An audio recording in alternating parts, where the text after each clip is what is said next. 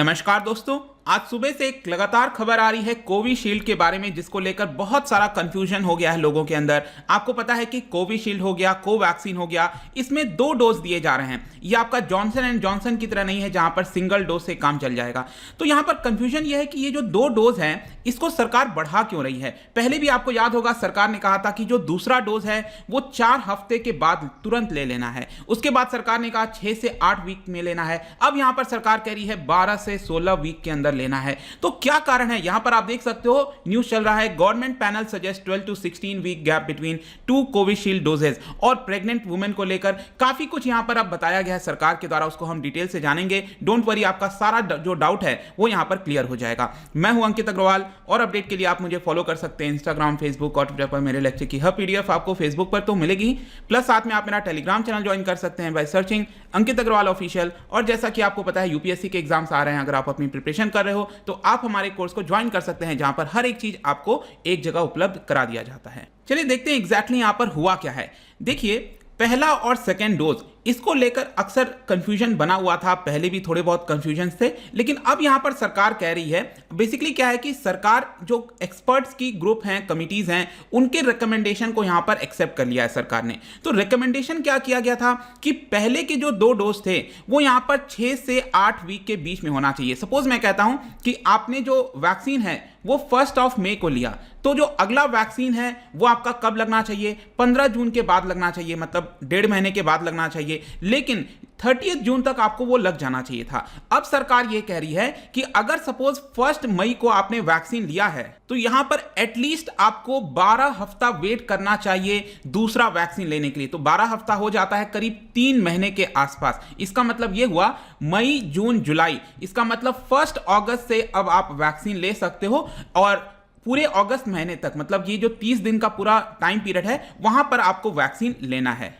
तो I hope कि यहां पर तो अब आपको कोई कंफ्यूजन नहीं होगा। जो नॉर्मल पर्सन है, मतलब जिनका कोई तकलीफ नहीं है, कोविड नहीं हुआ था, उनको ये कोई डाउट नहीं होना चाहिए। यहां पर अगर आपने 1 मई को वैक्सीन लिया था तो आप अपनी अगली डोज वो आप 1 अगस्त से ले सकते हैं। यहां पर जो सरकार है, एडवाइजरी ग्रुप है, इस एडवाइजरी ग्रुप का नाम भी आप याद रख सकते हैं, नेशनल टेक्निकल एडवाइजरी ग्रुप। इसको हेड किया जा रहा था नीति आयोग के जो मेंबर हैं डॉक्टर वीके पॉल। तो डॉक्टर वीके पॉल से पूछा गया क्या कारण है जिसकी वजह से आप ये जो गैप है उसको बढ़ा रहे हो। उनका यह कहना है कि हमने केयरफुल स्टडी किया, इसके बारे में जांच की, और यहां पर हम किसी के प्रेशर में नहीं आ रहे हैं। यहां पर इंडिपेंडेंटली हमने इस चीजों को देखा और इसके अलावा जो वर्ल्ड हेल्थ ऑर्गेनाइजेशन के डेटा वगैरह हैं उसको एनालाइज किया गया, और यहां पर जो रियल लाइफ एविडेंस होता है यूनाइटेड किंगडम से हमने देखा, और तब जाकर यहां पर डिसीजन लिया गया है कि जो डोजेज हैं उसको हमें बढ़ा देना चाहिए। इसके अलावा जो सीरम इंस्टीट्यूट है जो कोविशील्ड को बना रही है, उनके जो मालिक हैं आधार पूनावाला, उन्होंने भी यह कहा कि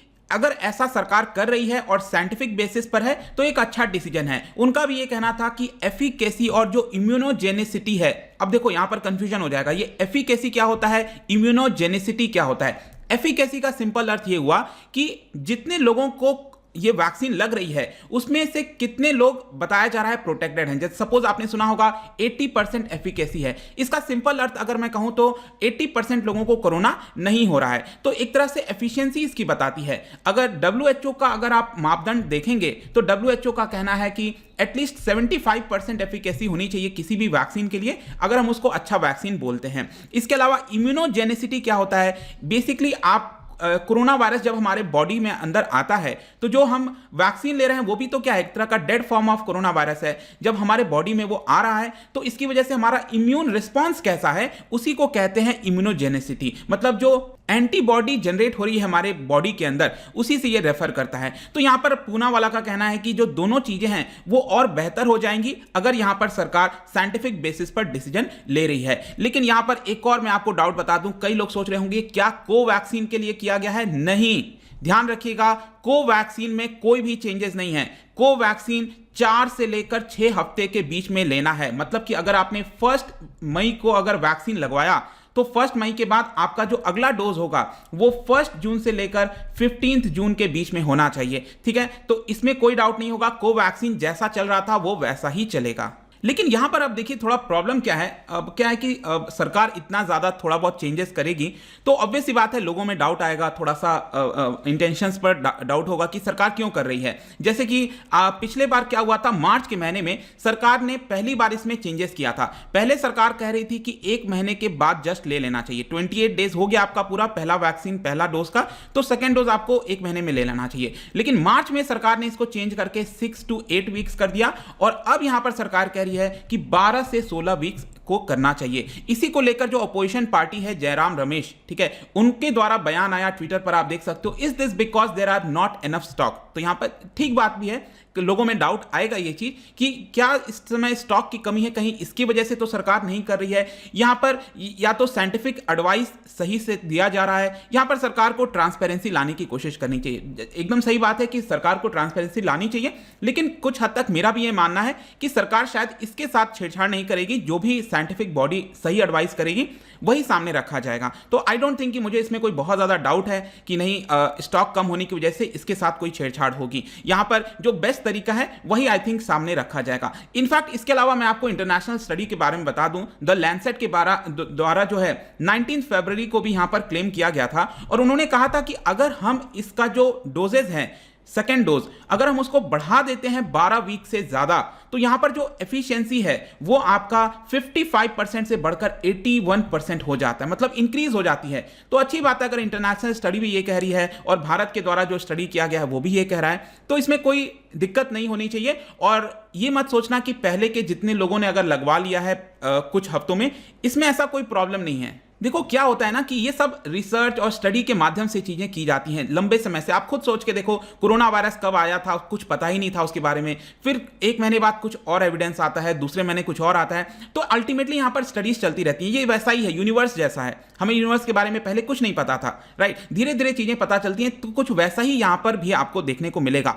लेकिन एक चीज सबके मन में आएगा यहां पर कि ये प्रॉब्लम क्या है, या आखिर 2 डोज लेना, ये गैप रखना 12 वीक का, ये क्यों किया जाता है, लॉजिक क्या है इसके पीछे। देखो लॉजिक सिंपल है, जनरेशन ऑफ एंटीबॉडीज। एक चीज बताओ आप कि हम वैक्सीन क्यों ले रहे हैं, ताकि हमारे बॉडी में एंटीबॉडी जनरेट हो, ताकि अगर एक्चुअल में जब कोरोना वायरस आएगा तो हमारे बॉडी पहले से प्रोटेक्टेड होगी, राइट। तो नॉर्मल केस में अगर मैं कहता हूं कि किसी पर्सन को कोरोना वायरस हो जा रहा है, ठीक है, आपने अभी तक वैक्सीन ली नहीं है लेकिन आपको कोविड हो गया, बहुत लोगों को हो रखा है, तो उस केस में यह देखा गया है, जो भी स्टडीज देखी गई हैं, एविडेंस पाए गए हैं, उसमें यह पाया गया है कि उनकी बॉडी जो है वो 90 से लेकर 180 दिन तक उसके शरीर के अंदर इम्यूनिटी रहता है, मतलब एंटीबॉडी प्रेजेंट रहता है। इसका मतलब उस समय तक यहां पर जो कोरोना वायरस है वो उसको कुछ नहीं कर पाएगा, मतलब उसको दोबारा कोरोना वायरस नहीं होगा। लेकिन बहुत सारे केसेस आए कोरोना वायरस हुआ है, तो डिपेंड करता है कि उसके बॉडी में एंटीबॉडी कितना है कितना नहीं है, बहुत सारी चीजों के ऊपर डिफर करता है। लेकिन नॉर्मल केस में ऐसा देखा गया है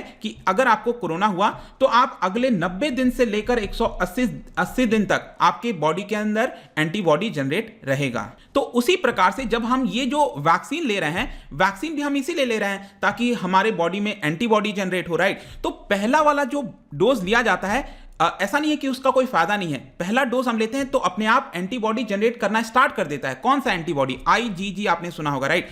तो वो जो एंटीबॉडी है वो जनरेट होना स्टार्ट हो जाता है। लेकिन सेकेंड डोज हम इसलिए लेते हैं ताकि एक अच्छा पुश मिल सके, मतलब पहला तो हमें मिल गया है लेकिन दूसरा वाला अगर हम लेंगे तो और लंबे समय तक, अगर मैं कहता हूं पहला वैक्सीन हमने लिया, पहला डोज लिया और हमें हमारे शरीर के अंदर 90 दिन से लेकर 100 दिन तक अगर एंटीबॉडी है हमारे शरीर में, और दूसरा बूस्टर अगर हम ले लेंगे तो एक तरह से आप कह सकते हो कि ये 1 साल तक खिंच जाएगा, ठीक है। ये एग्जांपल मैंने पिछले वीडियो में भी बताया था, जैसे कोई बस है, बस खड़ी हुई है, आप उसको धक्का लगा रहे हो, राइट। तो पहली बार में जब धक्का लगाते हैं तो बहुत मेहनत लगती है, लेकिन थोड़ा सा बस अगर चल रही होती है और उस समय आप धक्का लगाते हो तो बस तेजी से चलती है। कुछ वैसा ही लॉजिक आप यहां पर भी देख सकते हो कि दूसरा डोज लेना क्यों जरूरी होता है, ताकि आपकी जो लॉन्जिटिविटी है, जो एंटीबॉडीज है, वो लंबे समय तक आपके बॉडी में रह सके। तो यहां पर जो सरकार और जो स्टडी ग्रुप है, जो भी साइंटिफिक बॉडी है, वो स्टडी यही कर रही होगी कि पहला वाला एंटीबॉडी शरीर में कब तक रहता है। तो हो सकता है उनके द्वारा पाया गया होगा कि पहला वाला जो वैक्सीन देने से